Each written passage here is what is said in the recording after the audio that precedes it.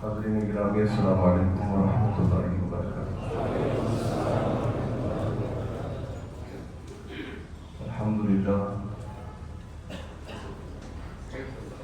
الحمدللہ رب العالمین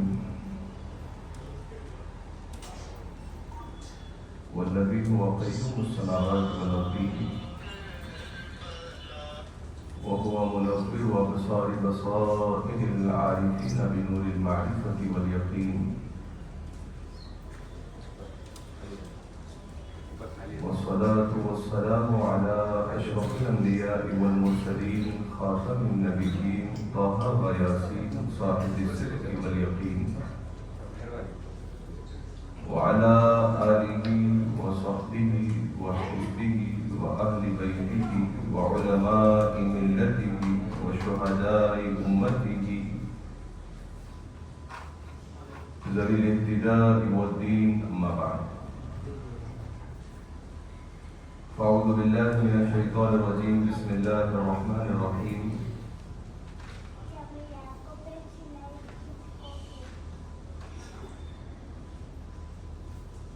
ويطعمون الطعام على حبه يتيما ومسكينا وأسيرا.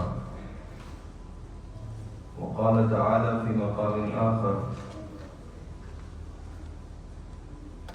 إنما يريد الله ليذهب عنكم الرجس أهل البيت ويطهركم تطهيرا.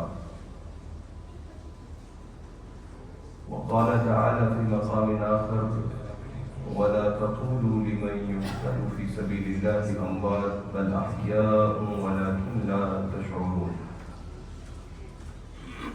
آمنت بالله صدق الله مولانا العظيم وبلغنا رسوله النبي الأمين المتين المكين المعين الكريم، ونحن على ذلك لمن الشاهدين والشاكرين والذاكرين والحامدين، والحمد لله رب العالمين. حاضرین گرامی، آئیے معروضات کے آغاز سے قبل میں اور آپ مل کر جی لگا کر دونوں عالم کے تاجدار نبی مالک و مختار کل کائنات کی اولین فصل بہار سید ابرار و اخیار تاجدار مدینہ فیض گنجینہ صاحب معطر وسینہ سرور قلب و سینہ احمد مجتبیٰ محمد مصطفیٰ ارواحنا فدا صلی اللہ علیہ وسلم کی بارگاہ عالیہ میں درود پاک کی ڈالیاں عقیدت کی تھالیوں میں سجا کر پیش فرمائیں. پڑھی اللہم صلی علی سیدنا مولانا محمد وعلی آلہ واصحابہ سیدنا مولانا محمد مبارک وسلم.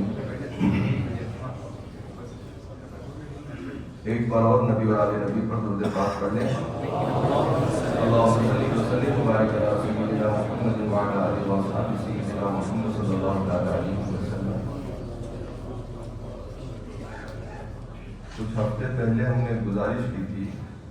کہ مسجد میں جو ہے وہ ٹوپی پہن کے آیا کیجیے، لیکن گزارش ہی رہ جاتی ہیں، لوگ جلدی قبول نہیں کر پاتے ہیں. باتیں قبول کرتے ہیں تو فائدہ آپ ہی کا ہوتا ہے، آپ ہی عمل کرتے ہیں تو عمل والے بنتے ہیں. کیونکہ میں نے کہا تھا دو ہی صورتیں ہیں سنت کی، یا تو آدمی عمامہ پہنے یا ٹوپی پہنے. اس کے علاوہ جو راستہ ہے وہ سنت کا نہیں ہے. تو ننگے سر بیٹھنا وہ بھی اللہ کے گھر میں یہ ادب کا مقام، اور یہاں اس طریقے کی ظاہری دکھنے والی بے ادبی وہ اچھی نہیں لگتی. لہذا کوشش کریں کہ آپ لوگ ٹوپی پہن کے آیا کریں اور سر پہ ٹوپی زیادہ تر وقت میں سجا کر ہی رکھا کریں، الا یہ کہ آپ مصروف ہوں تو بات الگ ہے. حاضرین گرامی، رسول ذی وقار علیہ الصلوۃ والسلام کا ایک نونہال اور خانوادہ نبوت کا عظیم چشم و چراغ کہ جن کی شان اور شان عظیمت یہ ہے کہ پوری زندگی اس بندہ خدا نے اللہ کی مرضی اور رسول اللہ کی مشیت اور رسول اللہ کی خوشنودی کے لیے گزاری، دین کی حمایت، دین کی تائید کے لیے گزاری. اس کا ہر قول، اس کی ہر ادا اور اس کا ہر کام عین موافق شرع ہوا کرتا تھا. لیکن جب حالات نے کروٹیں دی، دور اسی بندہ خدا کا ہے جسے حسین ابن علی کہتے ہیں، جو شریعت کا اتنا پابند ہے کہ جس نے اپنی چھوٹی عمر سے لے کر جوان سالی تک اور جوان سالی کی عمر سے لے کر بڑھاپے یعنی تقریباً 54 سال کی عمر تک جس نے ہمیشہ اپنے مزاج میں شریعت پر استقامت اور سنت پر عمل ہی دیکھا، لیکن جب انہی کی زندگی کے اندر ایک کھلے طور پر شریعت کے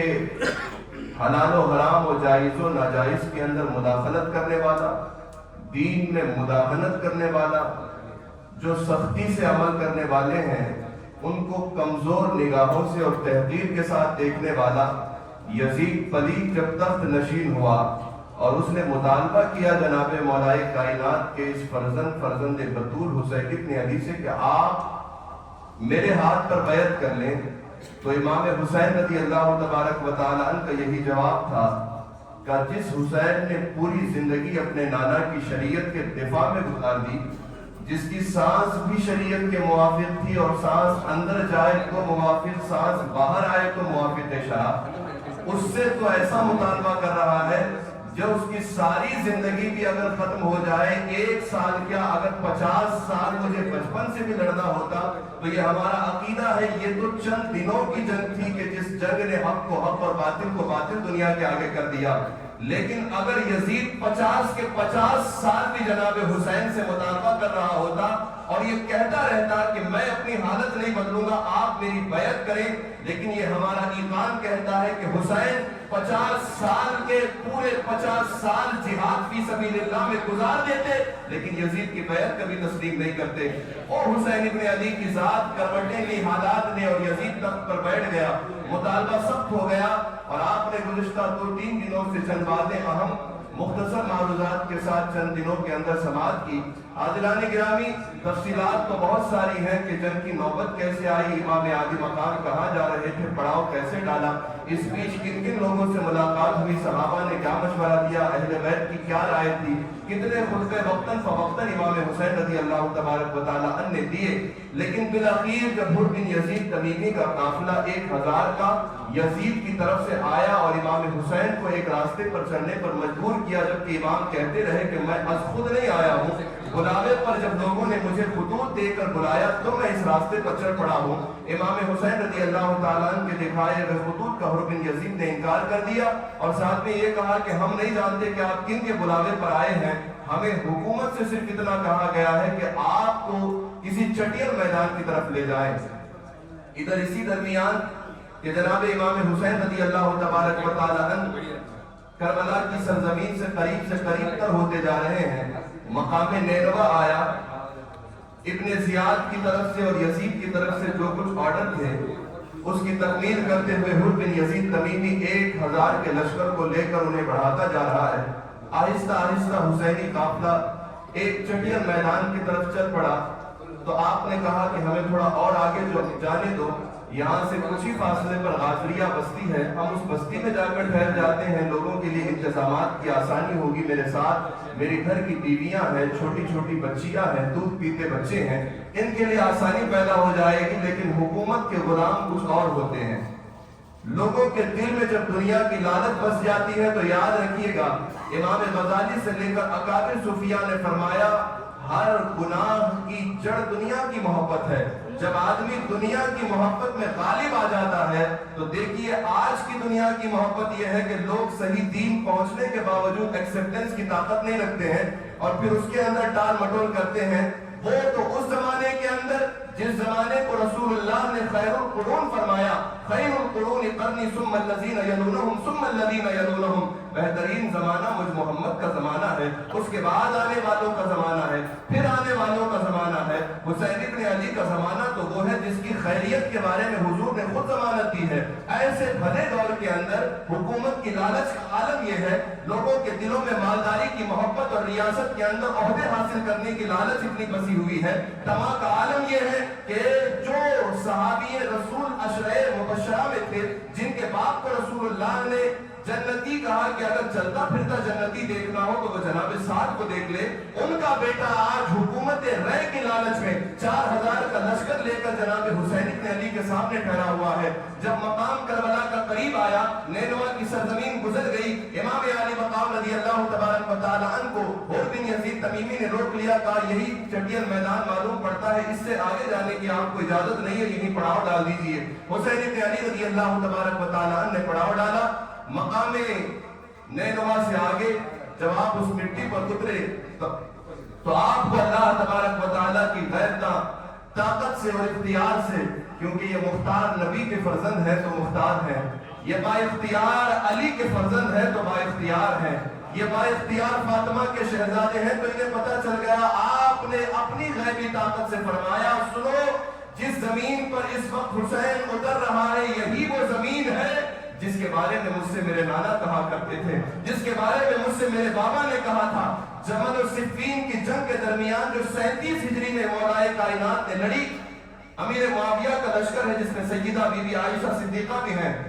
सामने दो मुसलमानों के गिरोह आपस में है, मौलाए कायनात का गिरोह सिफ़ीन की तरफ जंग के लिए जा रहा है, एक जगह मौलाए कायनात उतर गए। उतरने के बाद आपने फरमाया, इसको इमाम जलालुद्दीन सुयूती ने खसाइस कुबरा के अंदर, मौजम के अंदर इमाम तबरानी ने रिवायत किया, सिर्फ शहादतैन के अंदर हजरत अल्लामा अब्दुल अजीज शाह मुहद्दिस दहलवी रहमतुल्लाहि तआला अलैह नक़ल फरमाया। कर्ज़े के बड़ी मोतबर रिवायत, मौलाए कायनात जमीन के नीचे तशरीफ लाए और आपने अपनी उस सवारी से नीचे उतर करके मिट्टी सूंघ कर फरमाया, रोते हुए यहाँ तक कि आपकी दाढ़ी तरबतर हो गई, आपने फरमाया यही वो जगह है जहाँ मेरी अहले बैत के जवान उतरेंगे, यहाँ उनकी ऊँटनियाँ बांधी जाएंगी, उनके कजावे निकाले जाएंगे, और ये वो जगह है जहाँ मेरा फर्जंद हुसैन इब्न अली शहीद होगा। आपने फरमाया ये वो जगह है जहाँ जनाब अब्बास शहीद होंगे, जनाब कासिम शहीद होंगे। जो बच्चे दुनिया में नहीं आए थे, मौलाए कायनात ने 37 हिजरी में सिफ़ीन की जंग के मौके पर अपने इल्म से फरमाया कि यहाँ मेरा फुला शहजादा इंतकाल करेगा, यहाँ मेरा फुला शहजादा शहीद हो जाएगा।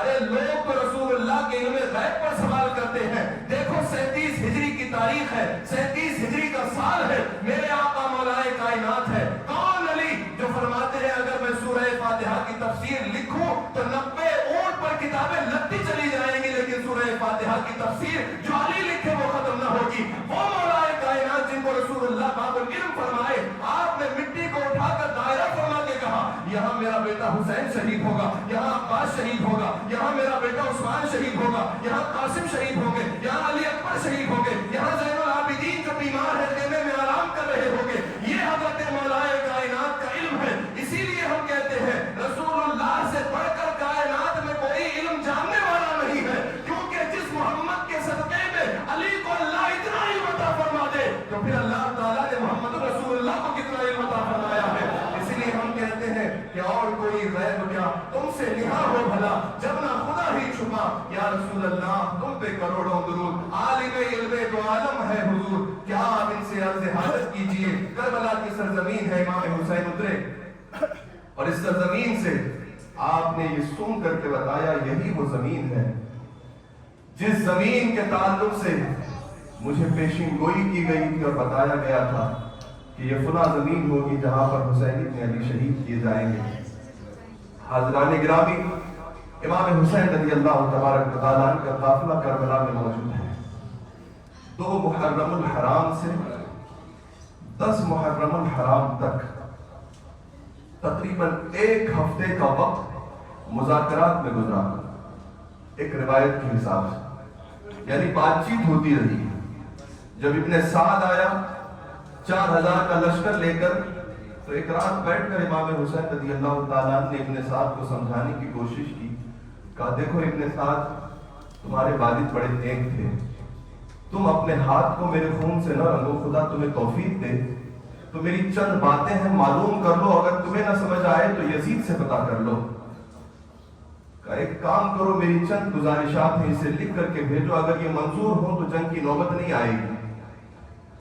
इमाम हुसैन रज़ियल्लाहु ताला ने इब्ने साद से कहा बोलिए। इब्ने साद को जनाब इमाम हुसैन रज़ियल्लाहु ताला ने कहा 4 बातें हैं या 3 बातें हैं, इनमें से जिसको तुम तस्लीम कर लोगे ہمارے لیے بھی آسانی ہوگی اور تمہارے لیے بھی جنگ کی نوبت نہیں آئے گی، یا تو میں جہاں سے آیا ہوں مجھے واپس جانے دو،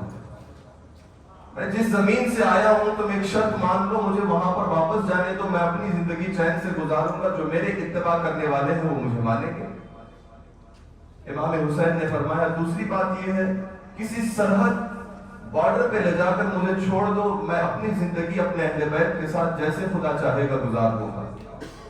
تیسری بات آپ نے فرمائی اگر یہ منظور نہیں ہے تو میری ملاقات دمشق میں بیٹھے ہوئے یزید سے کراؤ، میں اس سے ڈائریکٹلی بات کر لوں گا۔ یہ تین شرطیں تھیں، ان تینوں شرطوں کو لکھ کر کے ابن زیاد کی طرف بھیجا گیا کہ تم اسے یزید تک پہنچا دو۔ ابن زیاد نے پڑھا تو وہ خوش ہو گیا۔ جب خط آیا یہ انہی درمیان کی بات ہے جب یہ قافلہ آ کر کے کربلا ٹھہرا ہوا تھا، تو ابن زیاد کو بات بڑی اچھی لگی، کہا یہ تو بہت اچھی پیشکش ہے امام حسین نے، اگر ایسی بات کہی ہے تو جنگ کی نوبت نہیں آئے گی۔ شبر ملعون بیٹھا ہوا تھا دربار میں، جب اس نے ساری چیزیں دیکھی اور ابن زیاد کا ارادہ بدلتا ہوا دیکھا تو اس نے کہا تم کیا کر رہے ہو؟ اگر تم نے اس میں سے کوئی بھی شرط مان لی تو یاد رکھنا ہمیشہ کے فتح کا صحرا حسین کے سر پر جائے گا اور تم ذلیل و خوار ہو جاؤ گے، لہذا ان کی کوئی شرط نہ مانی جائے، تم صرف اتنا لکھ کر کے بھیجو کہ تمہیں وہاں پر بات چیت کرنے کے لیے نہیں بھیجا گیا ہے، حسین سے دو ہی باتوں کا مطالبہ کرو، یا تو کہہ دو کہ وہ یزید کی بیعت کر لے یا تو جنگ لڑے اور ہمارے ساتھ مقابلہ آرائی کرے۔ شمر ملعون کی ایک پرجوش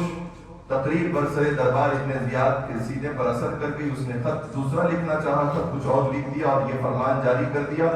کہ تم کمزور پڑ رہے ہو، وہاں تمہیں مصالحت صلح کے کرانے کے لیے نہیں بھیجا گیا ہے، دو ہی باتیں پیش کرو، حسین ابن علی سے کہہ دو کہ یا تو یزید کو مار لے یا تو جنگ کرنے کے لیے تیار ہو جائے۔ جب خط واپس لے کر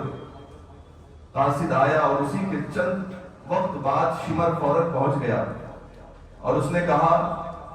کہ تم جا کر کہہ دو حسین ابن علی سے کہ دو ہی راستے ہیں۔ تو ابن سعد نے کہا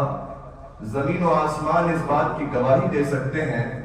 کہ جو شرط تم نے لگائی ہے یہ حسین کبھی منظور نہیں کرے گی، وہ اپنا سر تو دے سکتے ہیں لیکن تم جانتے ہو کہ یزید جیسے شخص کی یہ کون بول رہا ہے؟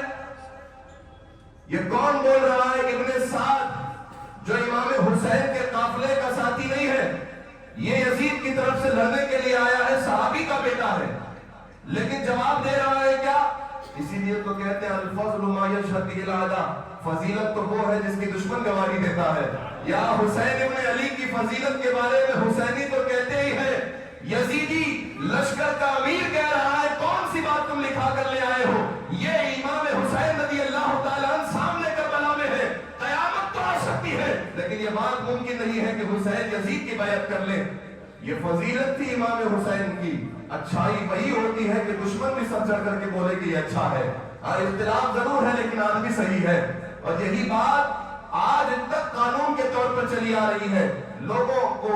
اچھے لوگوں سے بہت اختلاف ہوتا ہے لیکن ساتھ ہی ساتھ گواہی بھی یہی دیتے ہیں کہ آدمی سخت تو ہے لیکن اچھا ہے۔ امام حسین رضی اللہ تعالیٰ عنہ کے خلاف یزیدی لشکر کے امراء اور یزیدی لشکر کے بڑے بڑے سرگنا کہہ رہے ہیں کہ حسین کچھ بھی ہو جائے، اپنی کم سامانی کے باوجود، بے بذاتی کے باوجود، کم افراد کے باوجود یزید کی بیعت کو تسلیم نہیں کر سکتے۔ امام پاک رضی اللہ تبارک و تعالیٰ عنہ کے سامنے وہی بات آئی، آپ نے انکار کر دیا، کہ پھر تو ہم جنگ لڑیں گے۔ امام حسین رضی اللہ تبارک و تعالیٰ عنہ سے لڑنے کے لیے پہلے 1000 کا قافلہ بھیجا گیا، جبکہ یہاں جماعت کتنی ہے؟ صرف 72 کی جماعت ہے۔ پہلے 1000 کا لشکر آیا حر بن یزید تمیمی کی قیادت میں، پھر 4000 کا لشکر آیا ابن سعد کی قیادت میں، پھر اس طریقے سے 5000 4000 3000 کرتے کرتے ٹکڑیاں در ٹکڑیاں جمع ہوتی گئیں کہ 22000 کا لشکر یزید کی طرف سے کربلا میں آ گیا۔ کتنے؟ 22000 کا لشکر اور 72 لوگ ادھر حق کے واسطے۔ جب لشکر 22000 کے قریب جمع ہو گیا، دن قریب سے قریب تر آ رہے، تعداد بڑھتی جا رہی ہے، خیمے سے امام پاک رضی اللہ تبارک و تعالیٰ نکلے، سمجھانے لگے، لیکن سمجھنے والے اپنے عقل، مالداری اور حوث کے حوالے کر چکے تھے، ان کی سمجھے امام حسین رضی اللہ تعالیٰ عنہ کی بات کو قبول نہیں کر پا رہی تھی۔ امام پاک رضی اللہ تبارک و تعالیٰ نے کئی باتوں سے، کئی واسطوں سے سمجھایا، لیکن ان کے دل حوث کے پجاری اور ان کے دلوں کے اندر خواہش مالداری ایسی گھر کر چکی تھی کہ سامنے نہ نسبت کا خیال تھا، نہ حسین ابن علی کی ذات کا واسطے کا خیال تھا۔ یہ امام پاک رضی اللہ تبارک و تعالیٰ خیمے سے نکلے، آپ نے فرمایا ابن سعد سے، شمر سے، ان لوگوں سے کہا تم لوگ نماز پڑھ رہے ہو، ہماری ابتدا میں پڑھو گے کہ اپنا پڑھو گے؟ حر بن یزید تمیمی نے تو امام حسین کی ابتدا میں نماز پڑھی تھی۔ جب اس سے پوچھا گیا تھا، وہ 1000 کا لشکر لے کر جب آیا، اس نے کہا نماز آپ پڑھائیے، پیچھے ہم پڑھیں گے۔ میرا ایمان کہتا ہے شاید یہی بولی ادب کی اسے توفیق دے گئی، اور اخیر وقت میں وہ یزیدی قافلے کو چھوڑ کر حسینی قافلے میں جمع کر گیا، کیونکہ اچھی بولی صرف بولی نہیں ہوتی، وہ اللہ کی بارگاہ میں بلند مقام حاصل کرنے کا نتیجہ ہوا کرتی ہے۔ کیا آپ کو یاد نہیں ہے جناب موسیٰ علیہ السلام جب برسر دربار بلائے گئے تھے، 70,000 جادوگروں کو فرعون نے جمع کیا تھا۔ جادوگروں نے صرف اتنا پوچھا تھا، آپ پہلے جادو دکھائیں گے کہ ہم پہلے دکھائیں؟ روایت میں مفسرین کہتے ہیں جادوگروں کا ایک ادب کا جملہ ان کے لیے ایسی قسمت کی یاوری کر گیا کہ جب 70,000 کے آئے ہوئے جادوگروں کے قافلے نے دیکھا کہ ہمارے چھوٹے چھوٹے ٹٹی اور سانپ کو جناب موسیٰ کا عصا اژدہا بن کر کھا گیا ہے، تو سب سجدے میں گر پڑے اور سب نے کہا جو سجدے سے سر اٹھا رہے تھے، لا الہ الا اللہ ان موسیٰ رسول اللہ۔ ایک جملے سے اللہ تعالیٰ قسمت بدل دیتا ہے۔ تو میرا ایمان ہے کہ جب امام حسین نے پوچھا اور یزید کے اس بھیجے ہوئے سپاہی نے جناب حسین کی عزت کرتے ہوئے اتنا کہہ دیا کہ امام آپ بنیں گے، میں آپ کی اقتدا کروں گا، اللہ نے آخر وقت میں توفیق دی، وہ یزیدی قافلے سے چھلانگ مار کے حسینی قافلے میں آ گیا۔ لیکن اب جب پوچھا جا رہا تھا، جہاں ابن سعد بھی ہے، شمر ملعون بھی ہے، بڑا قافلہ ہے، جب ان کے رئیسوں سے پوچھا گیا تو امام حسین سے انہوں نے کہا کہ آپ اپنی پڑھ لیجیے، ہم اپنی پڑھیں گے۔ ہائے افسوس کی بات ہے کہ جہاں رسول اللہ کا نواسا نماز پڑھ رہا ہو اور پڑھا رہا ہو، وہاں کیسی کم بختی کی بات ہے، کیسی کم نصیبی اور ہرما نصیبی کی بات ہے کہ ایسے جلیل القدر امام کو چھوڑ کر آدمی مردون امام کے پیچھے نماز پڑھے، جبکہ نماز حسینی قافلے میں بھی ہو رہی ہے، نماز یزیدیوں کے درمیان بھی ہو رہی ہے، لیکن آپ دل سے بتائیے کس کی نماز اچھی ہے؟ بولو بھائی، امام حسین کی نماز۔ آپ نے تو بغیر کتاب دیکھے فتویٰ دے دیا، کتاب کی مراجعات کی بھی ضرورت نہیں پڑی، ایسے آپ نے کھلے کھلے فتویٰ دے دیا، فیصلہ اتنا جلدی۔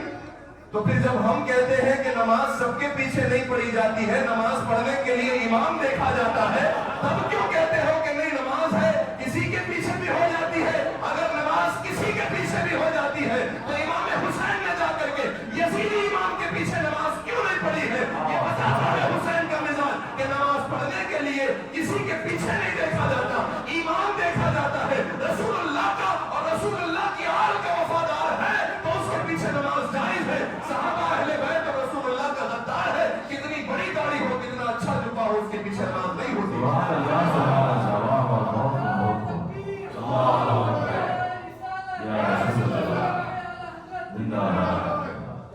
یہ امام حسین کی زندگی کا پیغام ہے۔ ادھر 72 اپنی نماز پڑھ رہے ہیں اور 22,000 کا لشکر اپنی نماز، فرق ہے نا۔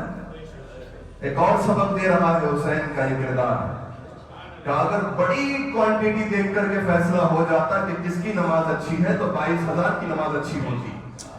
تعداد دیکھ کر اچھے برے کا فیصلہ نہیں ہوتا ہے، استقامت دیکھ کر کے اچھے برے کا فیصلہ ہوتا ہے۔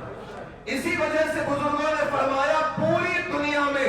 اگر ایک بھی عاشق رسول ہے، باقی سب باغی ہو گئے، غیر سنی ہو گئے، فرقوں کا شکار ہو گئے، وہ ایک سنی ہی پورے ہوئے زمین پر حق کا کام کر رہا ہے۔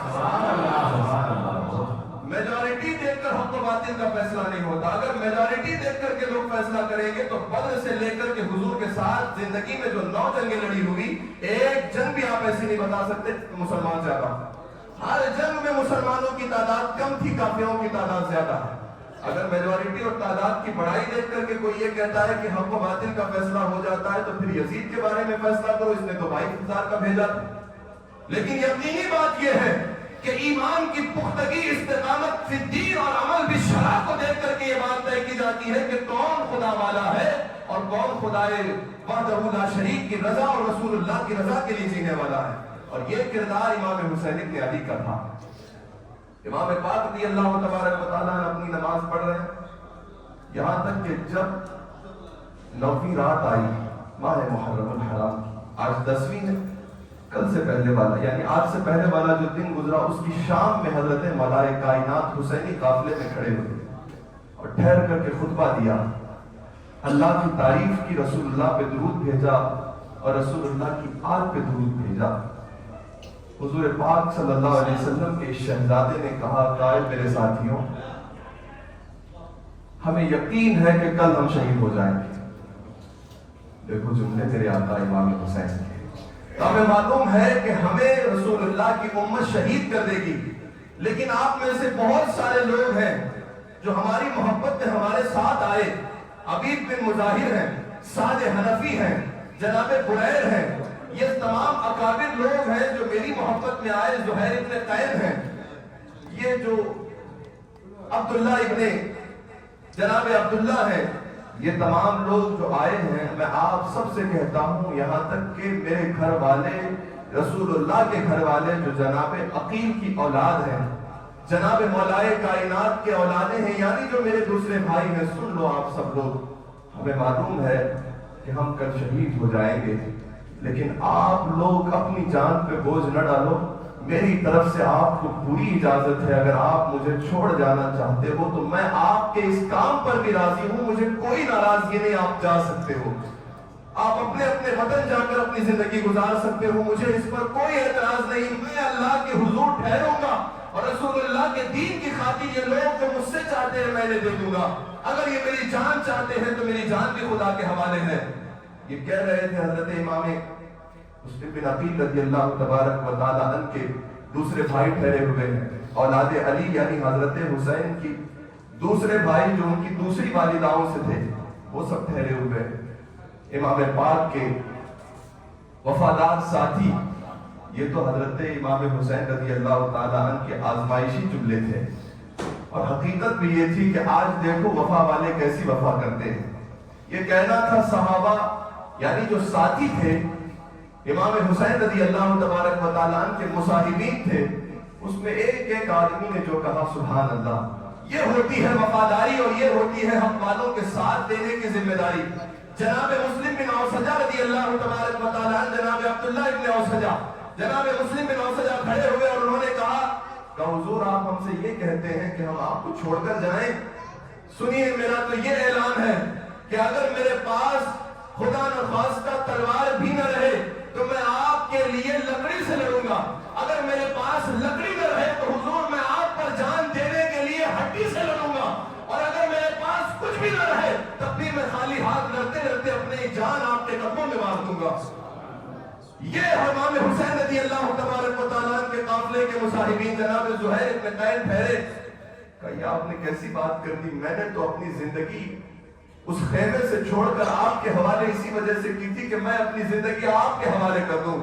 آپ کے خدا کے دین کے حوالے کر دوں۔ کہا حسین میرا یہ اعلان ہے کہ زہیر میرا نام ہے، اور اگر اللہ مجھے یہ زندگی نہیں اس کے بعد 1000 زندگیاں بھی دے گا تو میں 1000 زندگیوں میں بھی آپ کے نام پر اپنی جان قربان کرتا چلا جاؤں گا۔ یہ جناب مسلم بن اوسجہ، جناب زہیر ابن قین جیسے اجلہ مصاحبین ٹھہر کر بول رہے تھے، اب اہل بیت خانوادہ کی نبوت، خانوادہ نبوت کے چشم و چراغ، ملائے کائنات کے دوسرے فرزندان جناب عقیل رضی اللہ تعالیٰ عنہ کی دوسری اولادیں، وہ سب ٹھہر کر کہنے لگے حضور کیا آپ یہ چاہتے ہیں کہ ہم آپ کے پاس زندہ رہنے کے لیے آپ کو چھوڑ کے جائیں؟ خدا کی قسم ہے ہماری زندگی بھی آپ سے ہے، ہماری وفات بھی آپ سے ہے، یہ زندگی تو ہم نے آپ کے لیے رکھی ہے، اور جب آپ بھی ہماری زندگی میں نہیں رہیں گے تو پھر اس زندگی کا مزہ کیا ہے؟ ہم تو آپ کے چہرے زیبا کو دیکھ کر کے صبح کرتے ہیں اور آپ کے چہرے زیبا کو دیکھ کر اپنی شام کرتے ہیں، کیونکہ آپ کا جمال تو وہ ہے جو جمال رسول اللہ کی یادگار ہے، آپ کی سیرت تو وہ ہے جو سیرت مولا کائنات کی یادگار ہے، آپ کا عمل تو وہ ہے جو سنت مصطفیٰ کا آئینہ دار ہے۔ اگر آپ کو چھوڑ کر زندگی گزارنا ہے تو ایسی زندگی پر ملامت ہو، اور ہمیں ایسی زندگی نہیں چاہیے۔ یہ اولاد فاطمی کا اعلان تھا اور دوسرے مصاحبین کربلا کا اعلان تھا۔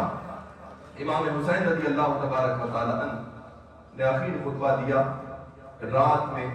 اب یہ رات پوری طریقے سے داخل ہوئی تو پورے خیموں میں امام حسین رضی اللہ تبارک و تعالی عنہ کے اس قافلے میں رات ایسی گزری کہ ہر عاشق رسول، ہر اہل بیت نبوت کا فرد سجدے کے مزے لے رہا ہے۔ صبح جنگ لڑنی ہے، سورج طلوع ہوگا تو ایک ہنگامہ ہوگا، ایک خونی منظر ہوگا۔ یہ وہ زمین جو زمین ایک خونی منظر کے منتظر ہو کر کے اس وقت خاموش ہے، کیونکہ سمندر کی خاموشی ایک طوفان کا پیش خیمہ ہوتی ہے کہ جب سمندر پوری خاموشی پر آ جائے تو انتظار ہوتا ہے کوئی بہت بڑا طوفان آنے والا ہے۔ تو یہ سناٹا جو خیموں میں چھایا ہوا ہے، یہ انتظار کر رہا ہے کل کے خونی منظر کا، کہ یہی کربلا کی سرزمین ہوگی جو خالی خالی ہے۔ اسی کربلا کے کونے کونے میں اہل بیت نبوت کا خون بہا ہوا نظر آ رہا ہوگا۔ لیکن رات اطمینان دیکھو سینوں کا، سینے میں اللہ رب العزت کی تعظیم اور اہل بیت نبوت کے سینوں میں استقامت کا نور دیکھو کہ رات خیموں میں ایسی گزر رہی ہے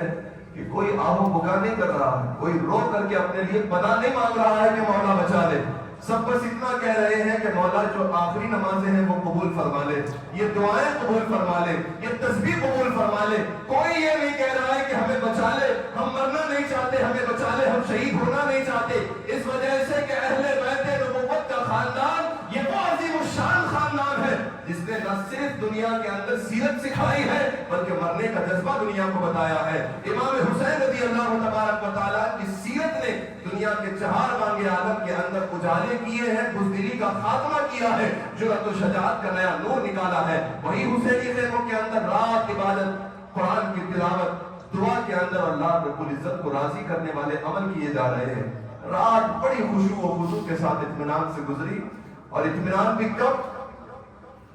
یہ جو اطمینان نمازوں میں ان کو مل رہا ہے، یہ کھا پی کر کے چپن بھوگ کا کھانا کھا کر کے اطمینان نہیں مل رہا ہے۔ یہ اطمینان نمازوں میں تب پا رہے ہیں جبکہ وہ 3 دن سے بھوکے ہیں۔ صبح اٹھیں گے تو پھر تیسرا دن لگنے والا ہے، کسی کے حلق کے اندر پانی نہیں اترا ہے۔ چھوٹے چھوٹے بچے ماؤں کی گود میں بلک رہے ہیں پیاس کے لیے، کیونکہ کربلا کی تپتی ہوئی ریگزار پر دھوپ کی شدت ہے۔ پتلے پتلے خیمے ہیں جو اس دھوپ کو ایسے نہیں روک پا رہے ہیں کہ وہ آنے والی اس دھوپ کی کرنوں کو ٹھنڈا کر کے خیموں میں ڈال دے۔ بڑی مضبوط دیوار ہوتی ہے تو وہ دیوار شعاؤں کو روک کر کے گھر کے اندر ٹھنڈک رکھتی ہے، لیکن خیمہ ہے تب رہا ہے کربلا کی اس ریگزار اور چٹیل میدان میں۔ دھوپ کی شدت سے پیاس کی شدت بڑھی جا رہی ہے، بھوک و پیاس کا عالم ہے، رات ہے، صبح اٹھنے کے تیسرا دن کٹنے والا ہے اسی بھوک و پیاس کے عالم میں۔ لیکن اے حسین، تیرے گھرانے کو سلام ہے، تیری استقامت کو سلام ہے، تمہارے جوان بچوں کو سلام ہے۔ اے اہل بیت نبوت، تمہارے ایک ایک ادا اور تمہاری ایک ایک کرامت پہ سلام ہے، تمہاری استقامت کو ہماری قیامت تک کی نسلوں کی مقدار میں سلام ہے۔ وہ حسین ابن علی کہ جن کے گھر کے اندر تعلیم ایسی ہے کہ وہ بھوک کو برداشت کر گئے، پیاس کو برداشت کر گئے، لیکن قرآن کی تلاوت نہیں چھوڑ رہے ہیں۔ اللہ اکبر! آج آپ کے اور ہمارے لیے تھوڑی سی آزمائش آ جائے تو ہم نمازوں کی نمازیں پانچوں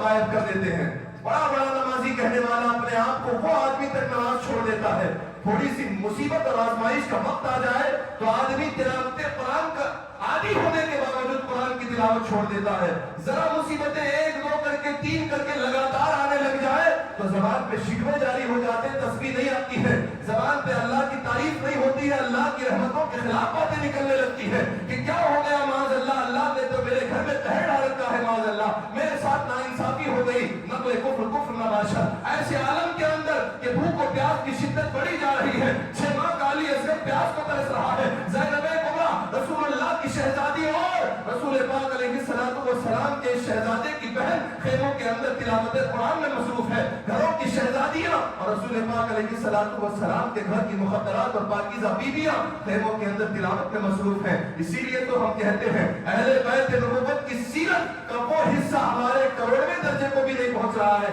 کہا ہماری زندگیاں کہ اہل بیت نبوت کے اس استقامت اور اس عمل بھی شرع کے کہ اس کے کروڑویں حصے کیے جائے تو ہماری سیرت کے اندر اس کا نور نہیں دکھائی دیتا۔ ایک طرف تھوڑی سی آزمائش پر امت بوکھلا جائے اور اللہ رب العزت کی رحمت کے خلاف باتیں کرے، اور ایک طرف اہل بیت نبوت کا گھرانہ ہے، 72 کا قافلہ ہے، 22,000 کا لشکر جرار ہے، سامنے انتظار موت ہے، شہادت کا جام صبح اٹھ کر پینے والے ہیں، سارے نوجوان رخصت ہو جائیں گے، جوان بچے رخصت ہو جائیں گے، شیرخوار بیٹا رخصت ہو جائے گا، بار بار خواب میں حضور آ کر جام شہادت کی بات کی بشارت دے رہے ہیں۔ انتظار کرو اے حسین کہ اب تمہیں قریب جام شہادت پلایا جائے گا، انتظار کرو اے حسین کہ اب قریب تم ہم سے ملنے والے ہو۔ خواب میں آ کر کے جو خواب زین العابدین کو مولا حسین نے بتایا اور فرمایا کہ اے زین العابدین سنو سنو، ابھی میں ٹیک لگا کر کے ایک ہلکی سی نیند کی آغوش میں گیا تھا کہ میرا سویا مقدر جاگ اٹھا کونین کے دلہا، نانا آئے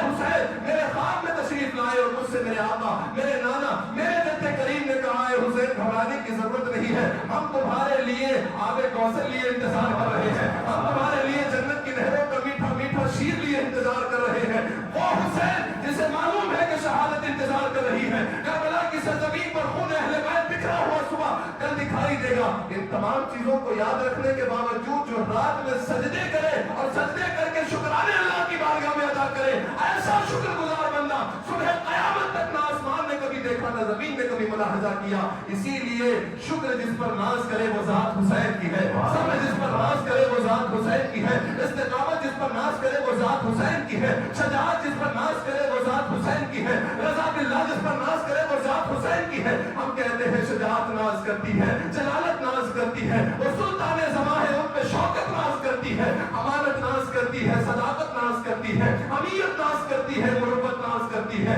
شہر خوبان میں ہر خوبی و خصلت ناز کرتی ہے، اور کریم ایسے کہ خود ان پر کرامت ناز کرتی ہے۔ وہ عظیم الشان حسین، اللہ اکبر، صبح کا سورج طلوع ہوا، 18 سالہ جوان علی اکبر نے آ کر حضور سے امام پاک سے اجازت لی، اذان ہو گئی فجر کی۔ امام پاک نے نماز ادا فرمائی اور نماز کے بعد تیار ہو کر اپنی سواری پر جا کر یزیدیوں کے سامنے آخری خطبہ اتمام حجت کا دیا۔ ہاں ہمارا کوئی برا چاہنے والا ہوگا نا تو ہم وہ ہمارے ساتھ تھوڑا برا کرتے تو ہم اس کا چہرہ بھی دیکھنا پسند نہیں کرتے، لیکن یہ اہل بیت کے گھرانے کی صفا ہے۔ آخری دم تک یہ خطبہ کیوں دینے جا رہے تھے پتہ ہے؟ دل میں خواہش ہے کاش یہ لوگ اب بھی بچ جائیں تو کل روز قیامت میرے نانا کی شفاعت مل جائے۔ اللہ کاش یہ اب بھی پیچھے ہٹ جائیں اور مجھے نہ شہید کریں تو ان کی آخرت بچ جائے گی۔ ان کی آخرت بچانے کے لیے امام حسین آخری خطبہ دینے کے لیے کربلا کی سرزمین پر لشکر جرار 22,000 کے سامنے ٹھہر کر کہنے لگے، اے لوگوں یاد کرو کہ میں کون ہوں، یاد کرو کہ میں کون ہوں۔ کیا میں وہ نہیں ہوں کہ جس کے ہونٹوں کو مصطفیٰ چوما کرتے تھے؟ اے لوگوں یاد کرو کیا میں وہی حسین نہیں ہوں کہ جس کی پیشانی کو مصطفیٰ بوسہ دیا کرتے تھے؟ کیا میں اسی علی کا شہزادہ نہیں ہوں جس کو اسد اللہ شیر خدا کہا جاتا ہے؟ کیا میں اس بانوئے مرتضیٰ فاطمہ الزہرا جنتی کنیزاؤں کی سردار کا بیٹا نہیں ہوں؟ کیا میری ماں فاطمہ نہیں ہے؟ اے لوگوں یاد کرو کیا تم جس محمد رسول اللہ کا کلمہ پڑھتے ہو وہ میرے نانا نہیں ہے؟ وہ جد حسن و حسین نہیں ہے؟ امام پاک رضی اللہ تبارک و تعالیٰ نے کہا بتاؤ کیا اس وقت شمال سے لے کر جنوب تک، شرق سے لے کر غرب تک کسی کی ماں میری ماں جیسی ہو تو بتاؤ، کسی کا باپ میرا باپ جیسا ہو تو بتاؤ، کسی کا جد میرے جد جیسا ہو تو بتاؤ، کسی کی جدہ میری جدی جیسی ہو تو بتاؤ۔ لیکن تم لوگ نہیں ثابت کر سکتے تو خدا کے واسطے میرے خون سے اپنے ہاتھوں کو نہ رنگو، اللہ سے ڈرو اور میرے ان واسطوں کا احترام کرو۔ لیکن امام حسین رضی اللہ تبارک و تعالیٰ جب یہ واسطہ دے کر کے پرزور تقریر فرما رہے تھے سامعین پہ ایک رقت طاری ہونے لگی۔ جب اب یہ رقت چڑھ رہی تھی کہ اتنے میں ایک منافق صفت آدمی نے حضور امام پاک کے خطبے کے درمیان خلل ڈالتے ہوئے کہا ہمیں آپ یہ سب مت سمجھائیے، ہمارا ایک ہی مطالبہ ہے یا تو آپ ہم سے جنگ لڑیے یا یزید کو خلیفہ مان لیجیے۔ اب امام حسین رضی اللہ تبارک و تعالیٰ نے گفتگو تمام فرمائی اور واپس پلٹ گئے، کہ اب تو جنگ ہی ہوگی، جنگ ہی میں تمہارا اور ہمارا فیصلہ ہوگا۔ وہ امام پاک رضی اللہ تبارک و تعالیٰ عنہ کہ جن سے جنگ کی گئی اور امام حسین رضی اللہ تبارک و تعالیٰ عنہ کے مصاحبین کو قتل کیا گیا، شہید کیا گیا۔ عبداللہ ابن اوسجہ شہید ہو گئے، جناب سعد حنفی شہید ہو گئے، جناب برید شہید ہو گئے، جناب حبیب ابن مظاہر شہید ہو گئے،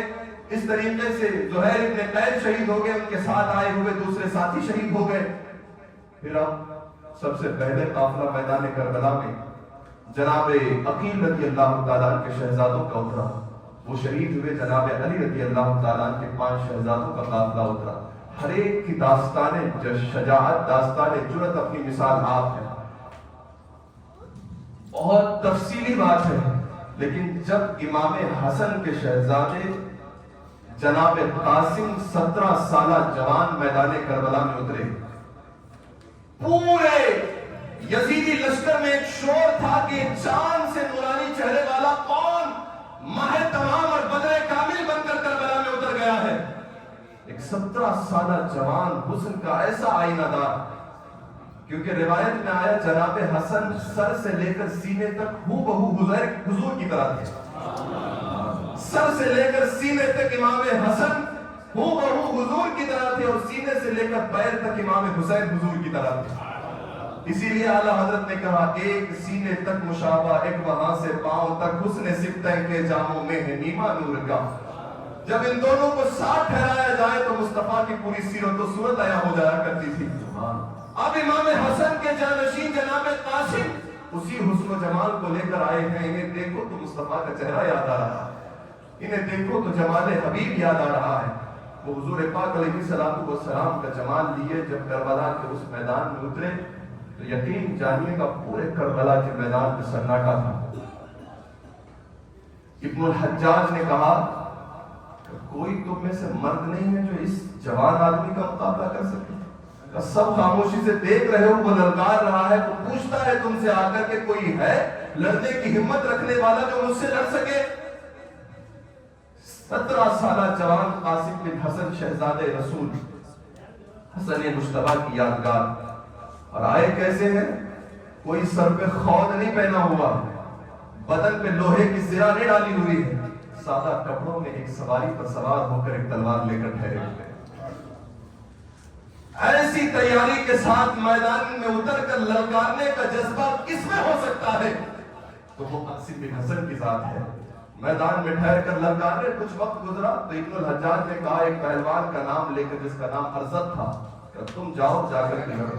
وہ پہلوانی کرتے کرتے بوڑھا ہو گیا تھا۔ اس نے کہا مجھ جیسا جوان، مجھ جیسا توانا بوڑھا مجھا ہوا آدمی یہ جوان آدمی کے سامنے جائے گا، کیا میری یہ ذلت اور توہین نہیں ہے؟ اتنے میں ابن سعد نے پاک کو ٹوک کر کے کہا کہ اس کی جوانی پہ مت دیکھ، اس کی جوانی کے اوپر جا کر کمزوری کے جملے مت کس، یہ یاد رکھ کے کس کا بیٹا ہے، یہ اسد اللہ کا پوتا ہے، یہ شیر خدا کا شیر ہے، یہ حسنی شہزادہ ہے۔ امام حسن رضی اللہ تبارک و تعالیٰ عنہ کے شہزادے نے للکارا، ارزم نے کہا میں تو نہیں جاؤں گا، میرے بیٹے کو بھیج دو۔ ایک بیٹا آیا جو بڑا نامی گرامی تھا، ہاتھی کی طرح اینٹتا ہوا، 2 بار جناب قاسم نے کیے، ڈھیر ہو کر مر گیا۔ دوسرا آیا، 3 بیٹے تھے، تینوں آ کر مر گئے، باپ کی کڑھن ہوئی کہ تینوں کو مار دیا، اب میں جاتا ہوں۔ جو پہلے جانے میں ذلیل ہونے کی دعوے کر رہا تھا اور کہہ رہا تھا میری توہین ہے، اب وہ خود میدان میں آیا۔ 4 سے 5 بار جناب مولا حسن رضی اللہ تعالیٰ کے شہزادے پر کیے، وہ بیکار ہو گئے، اور جب جناب قاسم رضی اللہ تعالیٰ نے کہا ہو گیا بدلہ لے لیے، لو میرے وار کو برداشت کرو، 2 بار میں اس کے دھڑ کو کاٹ دیا اور سر الگ کر دیا۔ یہ جناب قاسم بن حسن جس گھر کے 17 سال کے بچے کی جوانمردی کا عالم یہ ہوگا تو پھر حسین کی شجاعت کا عالم کیا ہوگا؟ اسی لیے تو یقین تھا یزیدیوں کو کہ یہ 72 بھی ہوں گے تو غالب آ سکتے ہیں، لیکن اللہ کی تقدیر کچھ اور فیصلہ کرنے والی تھی۔ جناب مولا کائنات کے شہزادگان کو اگر 1000 کی بھی حمایت ہو جاتی تو یقین جانیے گا یزیدی قافلہ 22,000 کا کیا 40,000 کا بھی ہوتا تو سارا کربلا ان کے لاشوں سے بکھرا ہوا ہوتا، لیکن یہ 72 کا قافلہ انتظار شہادت میں لڑتا رہا،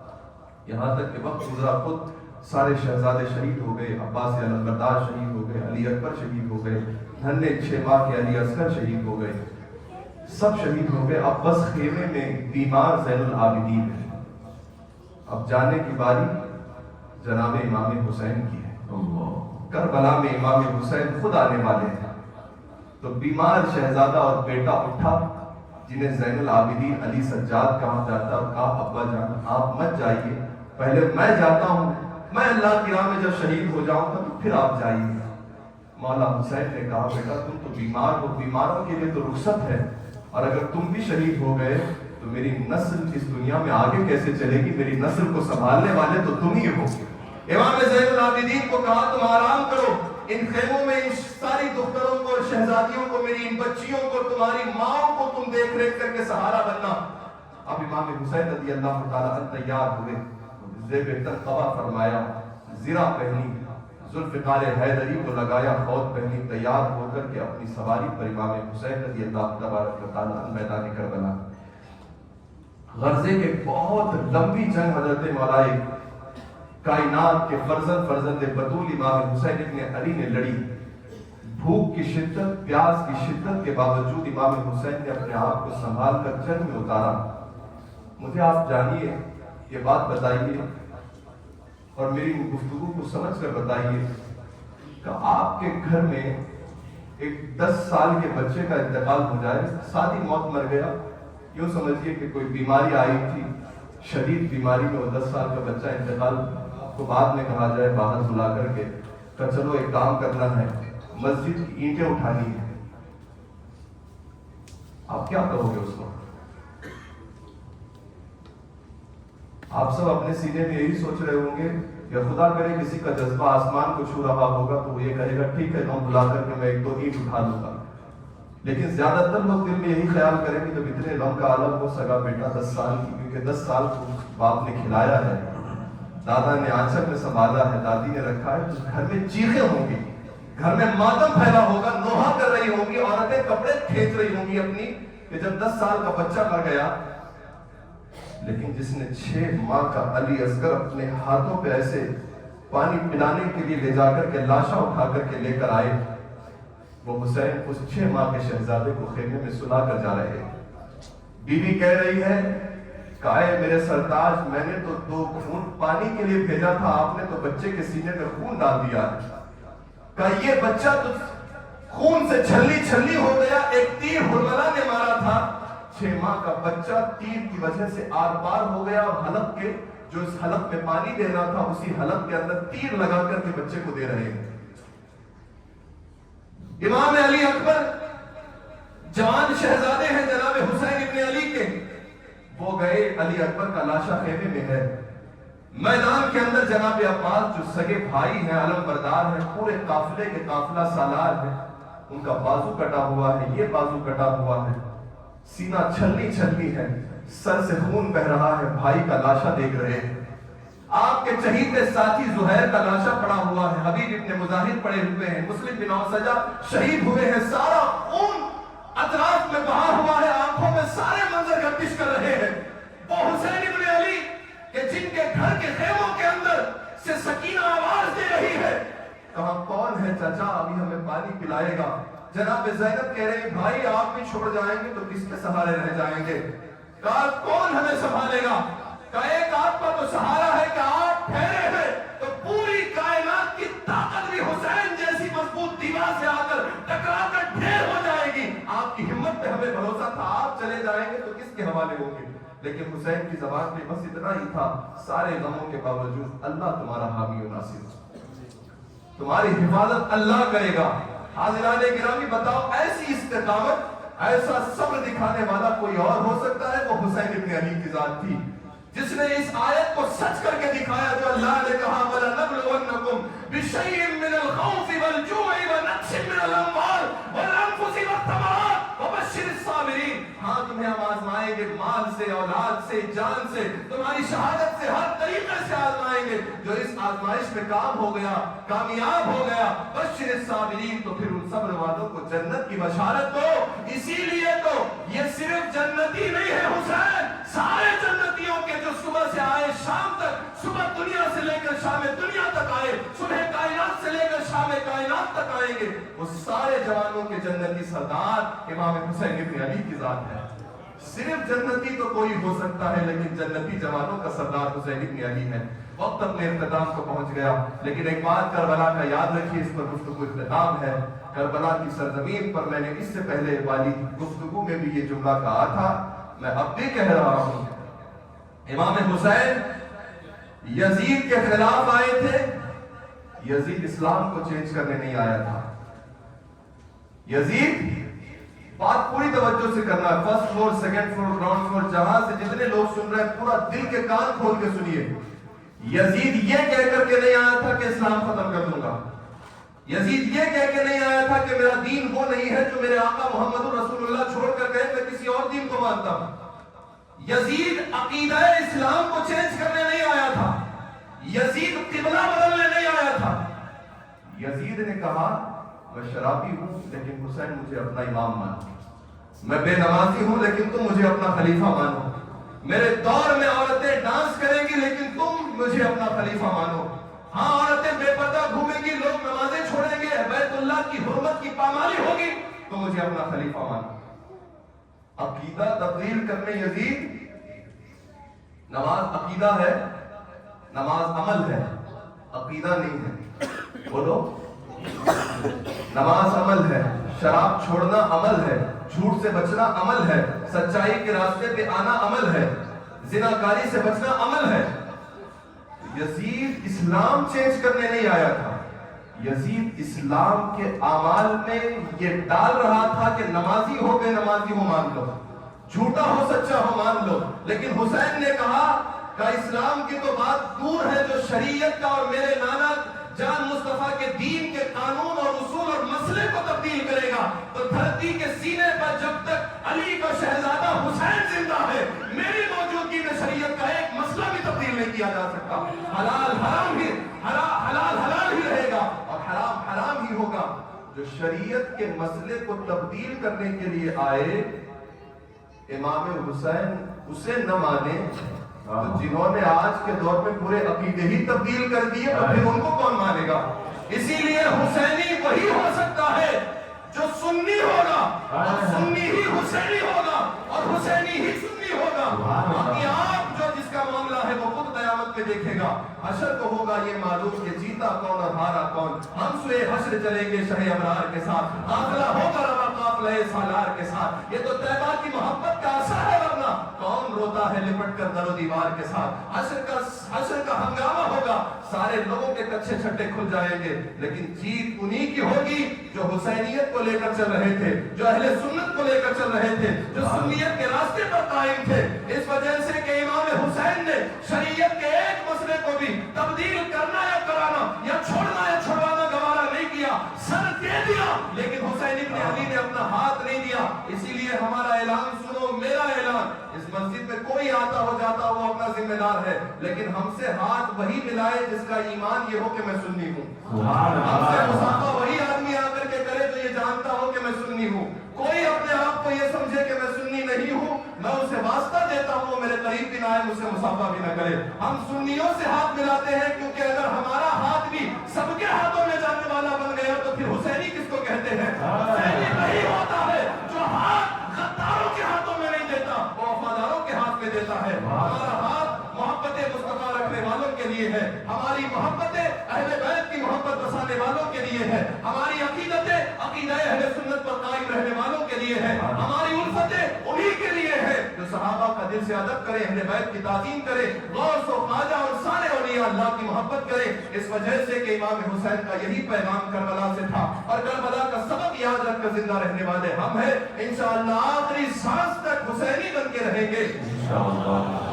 کیونکہ یزید مر گیا، اس کی نسلیں تباہ ہو گئی، کوئی نہ یزید کو جانتا ہے نہ یزید کی نسل کو جانتا ہے، لیکن حسین آج بھی زندہ ہے، اور حسین کی نسلیں پوری دنیا میں پھیل کر دین کا کام کر رہی ہیں۔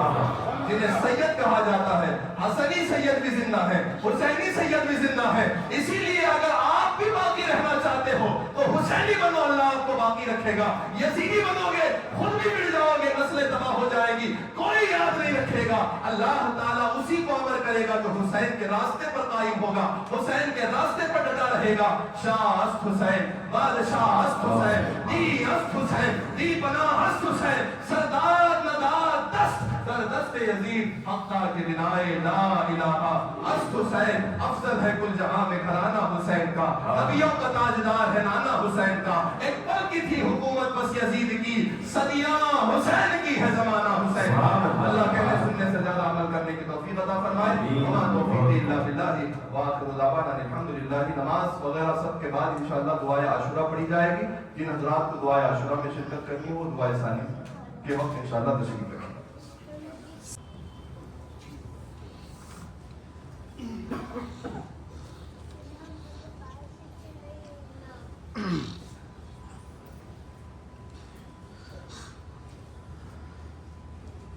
صلی اللہ علیہ وآلہ صلی اللہ تعالی علیہ وسلم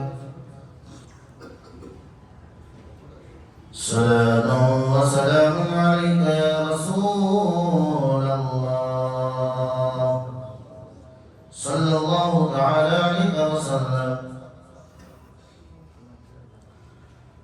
اللہ اکبر اللہ اکبر اللہ اکبر اللہ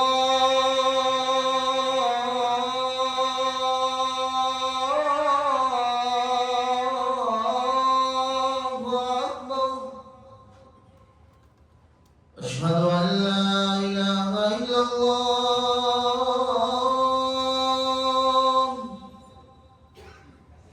اشہد ان لا الہ الا اللہ،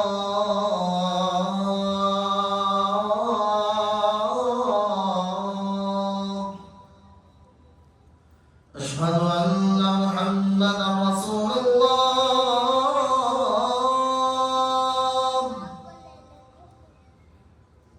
أشهد أن محمدا رسول الله،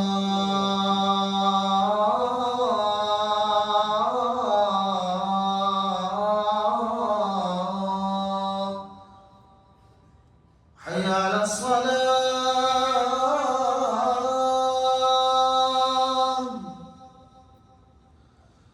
حي على الصلاة،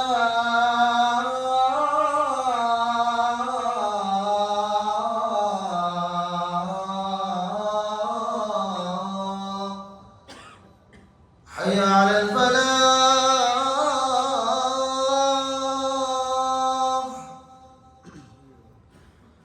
حي على الفلاح،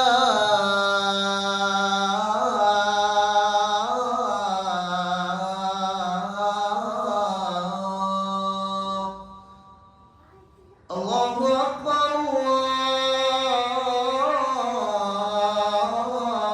الله أكبر، لا إله إلا الله۔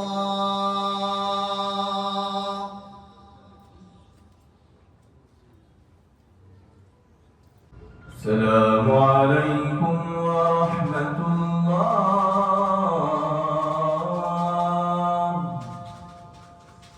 السلام عليكم ورحمة الله،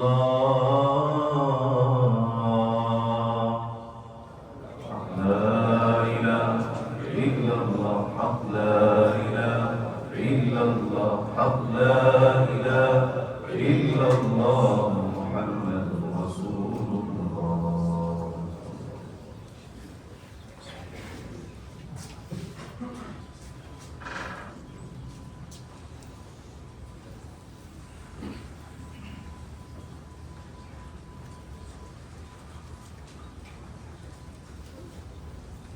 بسم الله الرحمن الرحيم،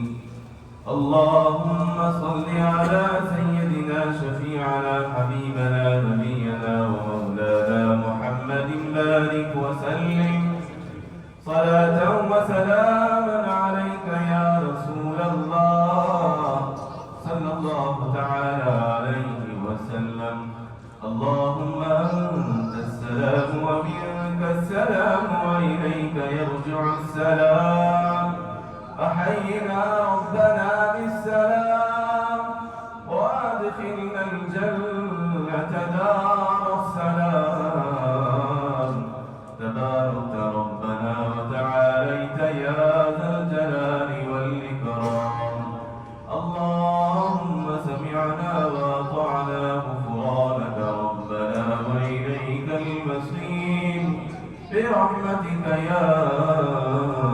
أرحم الراحمين وبحق لا إله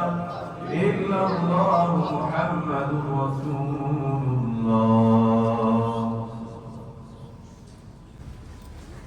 वजीफा जुमा में शामिल हो जाए जो स्क्रीन पर मेंशन है जिनको नहीं आता है वो देखकर साथ मिलकर पढ़ने की कोशिश करें إلهي لست للفردوس أهلا ولا أقوى على نار الجحيم فهب لي توبة واغفر ذنوبي فإنك غافر الذنب العظيم إلهي لست للفردوس أهلا ولا أقوى على نار الجحيم فهب لي توبة واغفر ذنوبي فإنك غافر الذنب العظيم إلهي لست للفردوس أهلا ولا أقوى على نار الجحيم فهب لي توبة واغفر ذنوبي فإنك غافر الذنب العظيم إلهي لست للفردوس أهلا ولا أقوى على نار الجحيم فهب لي توبة واغفر ذنوبي فإنك غافر الذنب العظيم إلهي لست للفردوس أهلا ولا أقوى على نار الجحيم فهب لي توبة واغفر ذنوبي فإنك غافر الذنب العظيم اللهم صل وسلم وبارك على محمد صلی اللہ علیہ وسلم ابھی انشاءاللہ العزیز دعائے عاشورہ کی تلاوت کی جائے گی اور اس کے بعد انشاءاللہ آج کی اس بابرکت دن کے وسیلے سے اجتماعی دعا ہوگی آپ تمامی احباب پوری دلجوئی کے ساتھ دعا میں بھی اور اس دعائے عاشورہ میں خاموشی سے اس کو سماعت کریں کیونکہ پہلی بات تو حکم یہ ہے کہ دعائے عاشورہ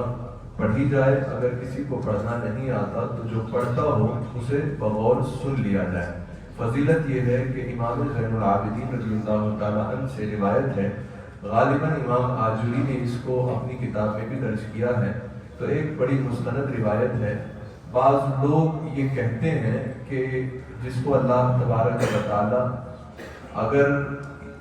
اسی سال موت دینا چاہے تو اسے یہ توفیق نہیں ہوتی کہ وہ یہ دعا پڑھے لیکن اس دعا کے اندر زندگی کا بیمہ یعنی اللہ تبارک و تعالیٰ اسے سال بھر تقریباً برے حادثات سے دعائے عاشورہ کے بدلے محفوظ فرماتا ہے تو بڑی مختصر دعا ہے زیادہ ٹائم نہیں لگتا انشاءاللہ العزیز اس دعا کو آپ بغور سماعت کریں بسم اللہ الرحمن الرحیم یا قابل توبة آدم یوم عاشورا یا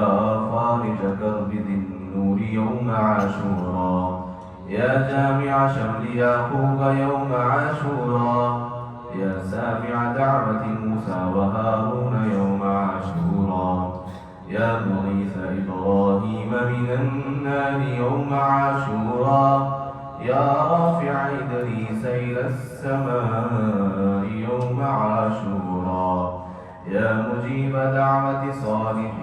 في الناقة يوم عاشورا يا ناصر سيدنا محمد صلى الله تعالى عليه وآله وسلم يوم عاشورا يا أرحم الدنيا والآخرة ورحيمهما صل على سيدنا محمد وعلى آل سيدنا محمد وصل على جميع الأنبياء والمرسلين واقض حاجاتنا في الدنيا والآخرة وأطل عمرنا في طاعتك ومحبتك ورضاك وأحينا حياة طيبة وتوفنا على الإيمان والإسلام برحمتك يا أرحم الراحمين اللهم بعز الحسن وأخيه وأمه وأبيه وجده وبنيه وفرج عنا ما نحن فيه سبحان الله ملء الميزان ومنتهى العلم ومبلغ الرضا وزينة العرش لا ملجأ ولا منجا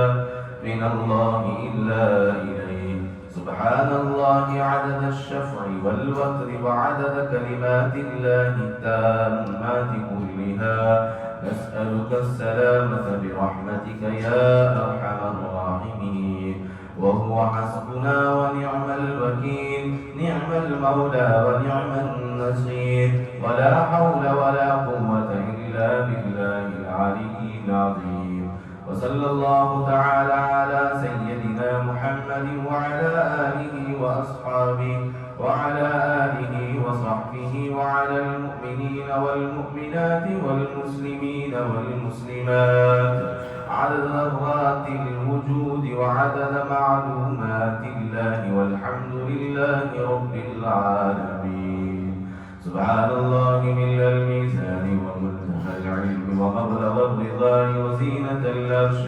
وزينة العرش ولا ملجأ ولا منجا من الله إلا إليه سبحان الله عدد الشفع والوتر وعدد كلمات الله التامات كلها نسألك السلامة برحمتك يا أرحم الراحمين وهو حسبنا ونعم الوكيل نعم المولى ونعم النصير ولا حول ولا قوة إلا بالله العلي العظيم وصلى الله تعالى على سيدنا محمد وعلى آله وصحبه وعلى المؤمنين والمؤمنات والمسلمين والمسلمات عدد ذرات الوجود وعدد معلومات الله والحمد لله رب العالمين سبحان الله ملء الميزان ومنتهى العلم ومبلغ الرضا وزنة العرش لا ملجأ ولا منجا من الله إلا إليه سبحان الله عدد الشفع والوتر وعدد كلمات الله التامات كلها نسألك السلامة برحمتك يا أرحم الراحمين وهو حسبنا ونعم الوكيل نعم المولى ونعم النصير ولا حول ولا قوة إلا بالله العلي العظيم وصلى الله تعالى على سيدنا محمد وعلى آله وصحبه وعلى المؤمنين والمؤمنات والمسلمين والمسلمات عدد ذرات الوجود وعدد معلومات الله والحمد لله رب العالمين سبحان الله ملء الميزان ومنتهى العلم ومبلغ الرضا وزنة العرش لا ملجأ ولا منجا من الله إلا إليه سبحان الله عدد الشفع والوتر وعدد كلمات الله التامات كلها نسألك السلامة برحمتك يا أرحم الراحمين وهو حسبنا ونعم الوكيل نعم المولى ونعم النصير ولا حول ولا قوة إلا بالله العلي العظيم وصلى الله تعالى على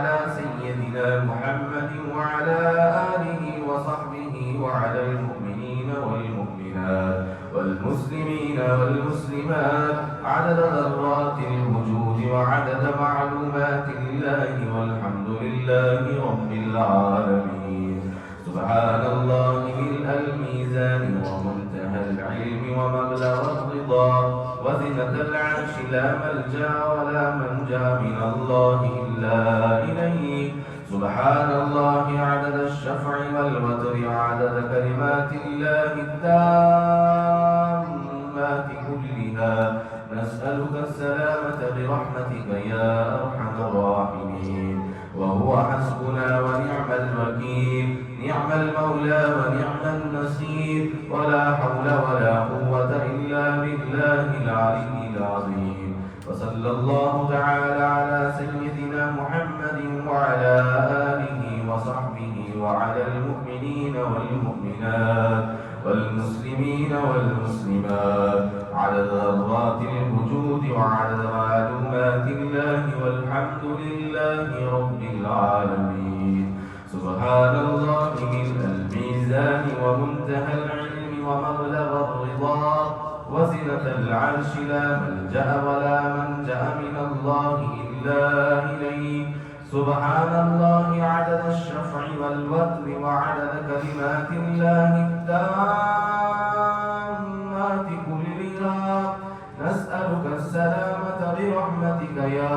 أرحم الراحمين. وهو حسبنا ونعم الوكيل. نعم المولى ونعم النصير. ولا حول ولا قوة إلا بالله العلي العظيم. وصلى الله تعالى على سيدنا محمد وعلى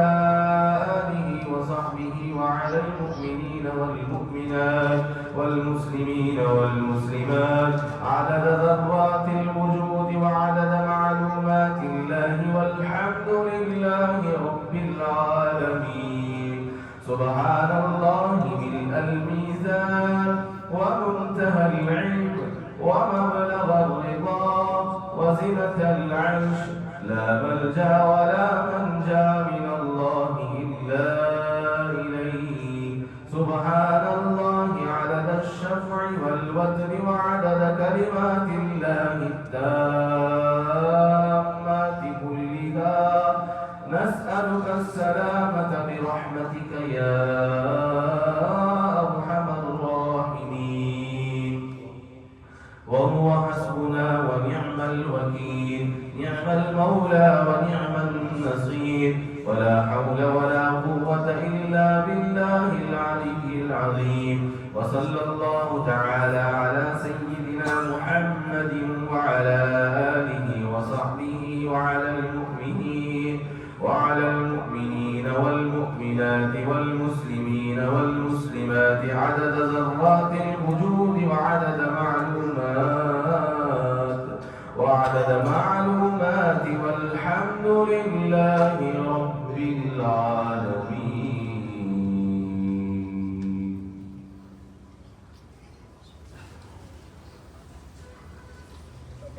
سبحان اللہ.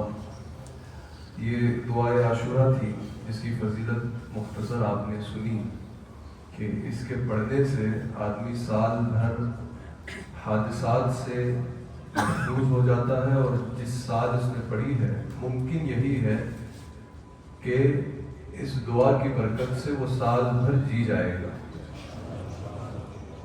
اور آج کا دن بڑا ہی بابرکت دن ہے جسے عاشورہ کا دن کہا جاتا ہے.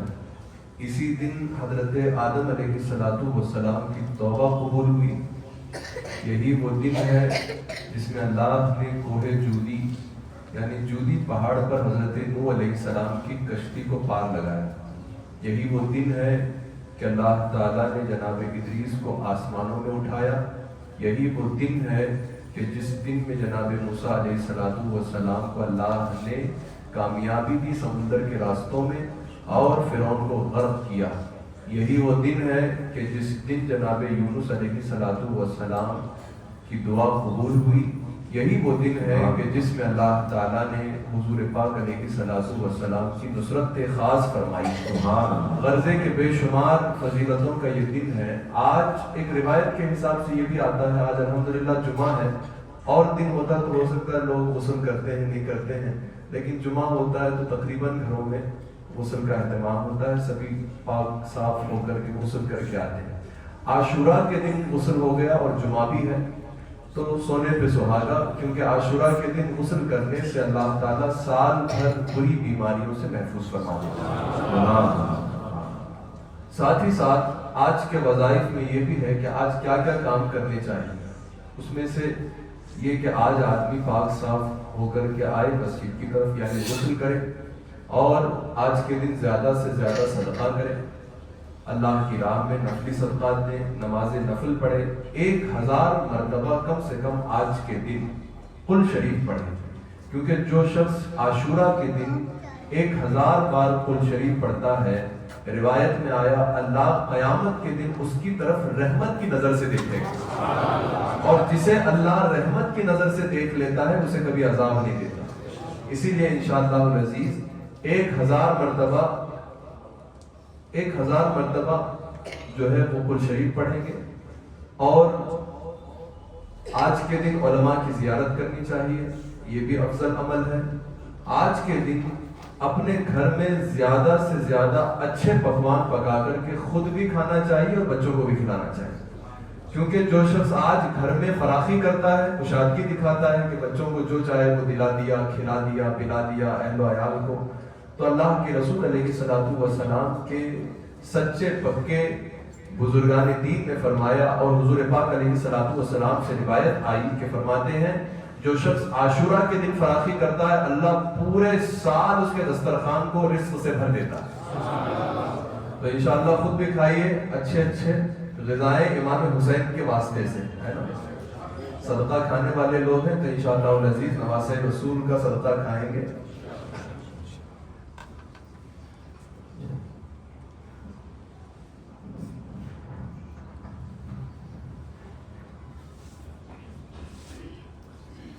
تو انشاءاللہ العزیز آج کے اعمال میں جو باتیں سنی وہ کریں گے، نفلی صدقہ دیں، یتیم کے سر پر ہاتھ پھیریں، اور علماء اکرام کی زیارت کریں، گھر میں فراخی کریں، بچوں کو جو چاہیے وہ دلائیں، کھلائیں، پلائیں، اور یہ سوچ کر کے کہ یہ سب صدقہ آل رسول کا ہے، یہ سب صدقہ امام حسین بن علی رضی اللہ تعالیٰ۔ آئیے جامع دعا اجتماعی طور پر اللہ کے حضور آج کی اس بابرکت دن کے صدقے جس میں اس نے بڑی بڑی رحمتیں اتاری ہیں، ہم سب مل کر دعا کر لیتے ہیں۔ اللهم صل على سيدنا ومولانا محمد طب القلوب ودوائها وعافية الأبدان وشفائها ونور الأبصار وضيائها،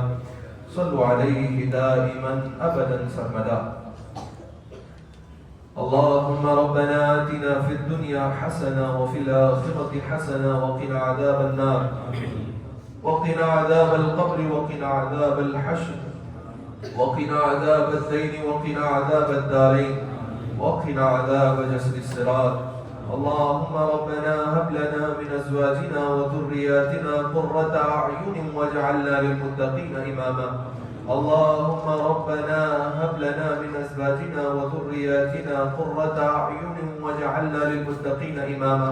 رب يسر ولا تعسر وتمم بالخير۔ یا الہی رحم فرما مصطفیٰ کے واسطے، یا رسول اللہ کرم کیجئے خدا کے واسطے، مشکلیں حل کر شہ مشکل کشا کے واسطے، کربلائیں رد شہید کربلا کے واسطے، کربلائیں رد شہید کربلا کے واسطے، کربلائیں رد شہید کربلا کے واسطے، یا شہید کربلا، یا دافع کرب و بلا، گل رخا شہزاد گلگم قبا امداد کن، یا شفیع المذنبین، یا رحمتا للعالمین، یا امان الخائفین، یا ملتجا امداد کن، یا سر من لا سر لہ، یا کنز من لا کنز لہ، یا حرز من لا حرز لہ، یا مرتجا امداد کن، یا شہید کربلا، یا دافع کرب و بلا، گل رخا شہزاد گلگم قبا امداد کن۔ پروردگارہ مالک بادشاہ، خلاق کائنات، مالک ارض و سما، رحم فرمانے والے، عطا فرمانے والے، رافت والے، جود و سخا والے، حنان و منان، دیان و غفار، محسی و معید، محی و ممید، حی و قیوم رب، تیری پاکیزہ عالی شان مکرم معظم محتشم ذی حشم ذی وجاہت بارگاہ سے تیرے گنہگار بندوں نے تیری توفیق کے ذریعے پروردگار اس بابرکت دن میں تیرے گھر میں روزے کی حالت میں پروردگار عالم تیری بارگاہ میں دعاؤں کے لیے دامن پسارے ہوئے ہیں۔ کریمہ جمعہ کی اس بابرکت گھڑیوں میں، عاشورہ کے اس بابرکت دن کے وسیلے سے واسطہ پنجتن پاک کا، واسطہ شہدائے کرب و بلا کا، واسطہ شہید ظلم و جفا کا، واسطہ سید الشہداء کا، نواسہ رسول کا، جگر گوشہ بطول کا، حسین ابن علی کا، پروردگار عالم ہماری اس حاضری کو کی بارگاہ میں قبول فرما۔ مالکہ ہم سب کے گنہگار دامن پہ پروردگار عالم گناہوں کی گٹھڑیاں ہیں، کانوں پہ پروردگار سیاہیوں کا بوجھ ہے، ہم انتہائی سیاہکار ہیں، بدکار ہیں، گنہگار ہیں، خطا اور عذاب کے سزاوار ہیں پروردگار عالم، لیکن تیری رحمت سے امید لگائے عاشورہ کے دن دامن پسارے، واسطہ اہل بیت کا دے کر تجھ سے مانگتے ہیں مالک و مولا ہمارے صغیرہ کبیرہ گناہوں کو معاف فرما دے، جو جانے انجانے میں ہوئی ان خطاؤں کو درگزر فرما دے، پروردگار ہماری کبیرہ خطاؤں کو معاف فرما دے، جو ہم سے بھولے سے ہوئے اسے معاف فرما دے، جو جانے میں ہوئی اسے معاف فرما دے، جو تنہائی میں ہوئی اسے معاف فرما دے، جو محفل میں ہوئی اسے معاف فرما دے، جو سمجھ کے ہوئی اسے معاف فرما دے، جو ناسمجھی میں ہوئی اسے معاف فرما دے، ہمارے والدین کی خطاؤں کو بخش دے، پروردگار عالم انہوں نے ہمارے بچپن میں ہماری تربیت کی ہے، جب ہم چلنا نہیں جانتے تھے انہیں ہاتھ پکڑ کے چلانا سکھایا ہے، جب ہم بولنا نہیں جانتے تھے پھر بھی وہ ہم سے محبت کیا کرتے تھے، کریمہ ان کی اس محبت کا انہیں دنیا و آخرت میں بہترین اجر عطا فرما، ہمارے والدین کی پروردگار عالم عمر و حیات میں برکتی عطا فرما، ان کی زندگیوں میں خوشیاں اور شادمانیاں عطا فرما، ان پر پیش آنے والی ہر پریشانی سے حفاظت عطا فرما، دفع کو دور پروردگار بلا کو دفع فرما، اپنے حبیب کے صدقے پروردگار عالم پوری امت مسلمہ کا بھلا فرما دے، اے پروردگار خلاق کائنات کرم فرمانے والے، آج کے اس دور کے اندر پروردگار عالم جہاں ہر طرف ظلم و زیادتی کا دور دورہ ہے، فحاشیوں کا دور دورہ ہے، عیاشیوں کا دور دورہ ہے، پروردگار عالم بے حیائی کا رواج ہے، بے حیائی کا دور دورہ ہے، بے پردگی ہے، کریمہ اپنے فضل و کرم سے ہم سب کے دامن کو حیا کی توفیق عطا فرما، ہمیں بے حیائی سے حفاظت عطا فرما، ہم سب کے گھروں کی خواتین کو دوشیزاؤں کو عزت و پردے اور عفت معابی کی دولت عطا فرما، بے حیائی سے بے پردگی سے حفاظت عطا فرما، کنیزان فاطمہ بننے کی توفیق عطا فرما، اے مالک و مولا ہم سب کے گناہوں کے بوجھ اتنے زیادہ ہیں کہ اس کے ساتھ ہم قبر میں نہیں آ سکتے، آ جائیں تو ہمارے لیے نجات ممکن نہیں ہے، ظاہری طور پر ہمارے عمل ہمارے خسارے کے ذمہ دار ہیں، پروردگار عالم اپنے فضل و کرم کی چادر میں ہمیں جگہ عنایت عطا فرما دے، ہماری قبر کو آسان فرما دے، پروردگار وہ قبر کے جس کے اندر ہم تنہا ہوں گے، چھوٹی سی کوٹھری ہوگی، کوئی پکارے تو سننے والا نہ ہوگا، آواز دے تو کوئی آنے والا نہ ہوگا، پروردگار عالم ہم ہوں گے، ہماری تنہائی ہوگی، ہم ہوں گے، وہ قبر کا اندھیرا ہوگا، ہم ہوں گے پروردگار گناہ کے سبب عذابات ہو رہے ہوں گے، اے مولا تیری رحمت کو دنیا کی اس دھرتی پر رہتے ہوئے پکار کر عاشورہ کے وسیلے سے امام حسین کی استقامت کا واسطہ دے کر مانگتے ہیں، مولا قبر کی تنہائیوں میں تیری رحمت کی رفاقت عطا فرما، قبر کی تنہائیوں میں مصطفیٰ کے چہرے نور سے اجالے عطا فرما، قبر کی تنہائیوں سے ہماری حفاظت فرما، قبر کی وحشت سے حفاظت عطا فرما، قبر کے عذابات سے حفاظت عطا فرما، پروردگار توشہ آخرت باندھنے کی توفیق عطا فرما، تیاری آخرت کرنے کی توفیق عطا فرما، سوال نکیرین کے لیے تیاریاں کرنے کی توفیق عطا فرما، حرص و ہوس و طمع و لالچ و کینے کو ہم سب کے سینوں سے خالی فرما، پروردگار عالم ہم سب کے سینوں میں عشق مصطفیٰ عطا فرما، محبت اہل بیت عطا فرما، محبت صحابہ عطا فرما، تعظیم آل رسول عطا فرما، پروردگار عالم ہم سب کی زبانوں پر سچائی کا نور عطا فرما، نگاہوں کو پاکیزگی عطا فرما، چہروں پر اطمینان عطا فرما، سینوں کو نور ہدایت سے تعزیز معمور فرما، سنتوں پہ چلنے کا جذبہ عطا فرما، پروردگار عالم ہمیشہ سجدوں میں پیشانی کا، پروردگار عالم پیشانیوں میں سجدوں کا نور عطا فرما، بار بار تیری بارگاہ میں سجدے کرنے کی توفیق عطا فرما،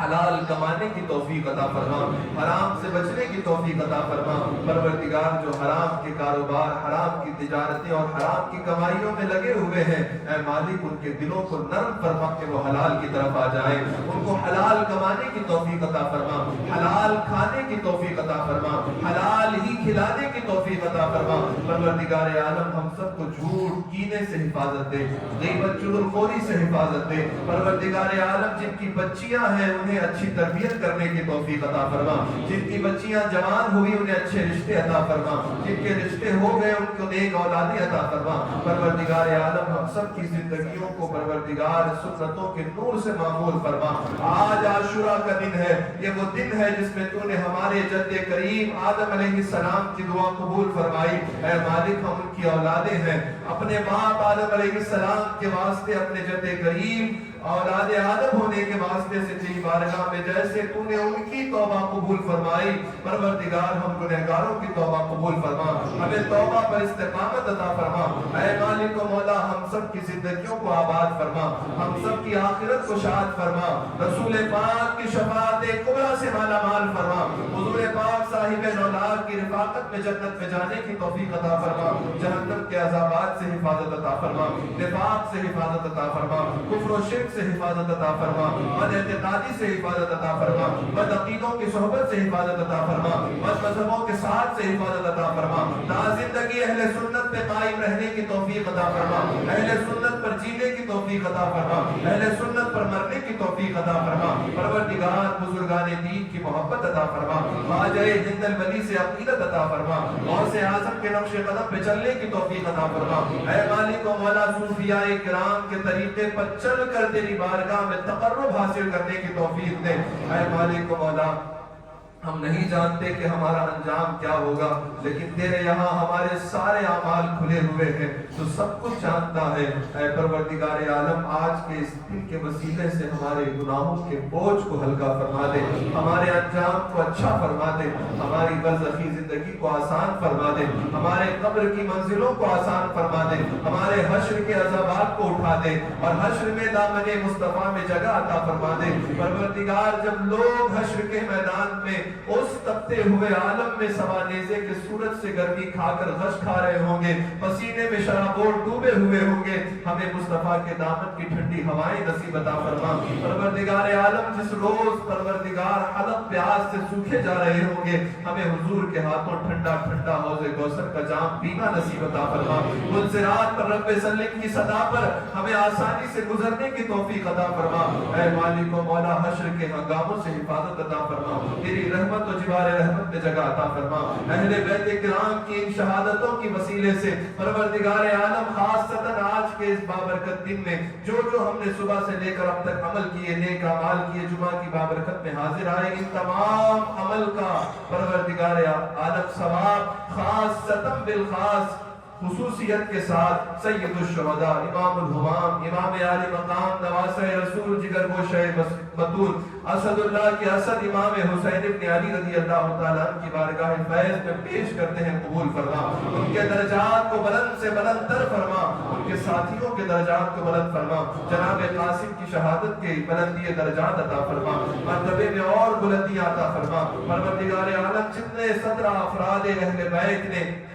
تیری بارگاہ میں اپنے جانوں کے نذرانے دیے، کریمہ ان کی درجات میں خوب ترقیاں عطا فرما، ان کے صدقے ہمیں شوق شہادت عطا فرما، ان کے صدقے ہم سب کو جذبہ جرأت عطا فرما، ہمت و حوصلہ عطا فرما، پس ہمتی سے، کم ہمتی سے، بزدلی سے، کاہلی سے، سستی سے، تنگدلی سے، سرگلی سے ہم سب کی حفاظت عطا فرما، تنگ دستی سے حفاظت عطا فرما۔ آج کے اس بابرکت دن کے وسیلے سے ہم سب کے رزق میں کشادگی عطا فرما، مال و منال میں برکت عطا فرما، آل و عیال میں برکت عطا فرما۔ پروردگار جتنے لوگ حاضر ہیں، جس نیت کے ساتھ آئے ہیں، جو تمنا لے کر آئے ہیں، تو سب کے دلوں کے راز اور بھید جانتا جانتا ہے. جو جس تمنا کو لے کر ہاتھ پسارے ہوئے ہیں کریمہ سب کی جائز تمناؤں کو پورا فرما. جو بیمار ہیں شفا عطا فرما. پروردگار عالم سبینہ بیگم بیمار ہیں انہیں شفا عطا فرما. پروردگار جناب عباس صاحب بیمار ہیں ان کو شفا عطا فرما. اے پروردگار عالم ایک بچہ بیمار ہے اس کا آپریشن ہونے والا ہے اس کو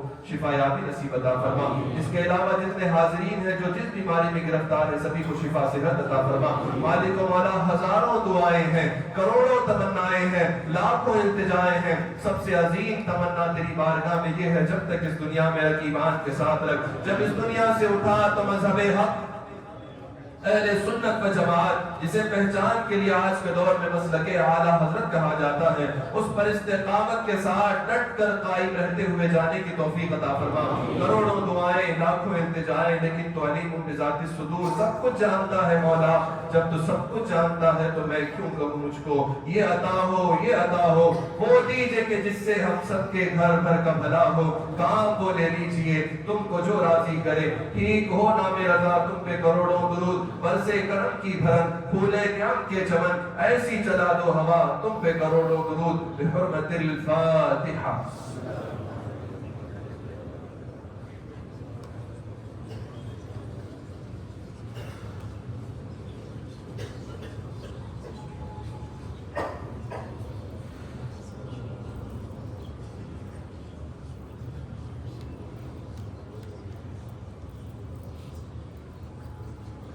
إن الله وملائكته يصلون على النبي يا أيها الذين آمنوا صلوا عليه وسلموا تسليما.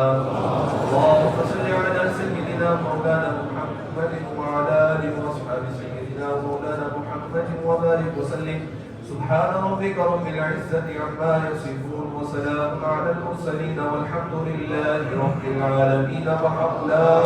إله